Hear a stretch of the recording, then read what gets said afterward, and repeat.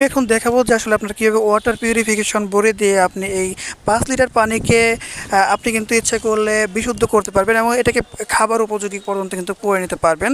So আমি একটু দেখিয়ে দিচ্ছি। ওয়াটার পিউরিফিকেশন যে বইটা রয়েছে এটা আমরা প্রতিটা ফ্যামিলিকে কিন্তু দিচ্ছি।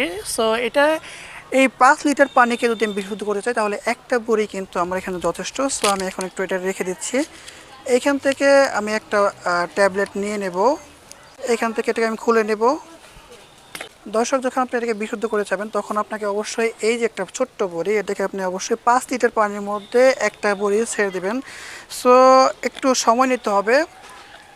কিছুক্ষণ সময় নিলে দর্শক এখানে কিন্তু বড়িটা আপনার এখানে বুদবুদ উঠছে, আপনাকে দেখাতে পারছি কি না।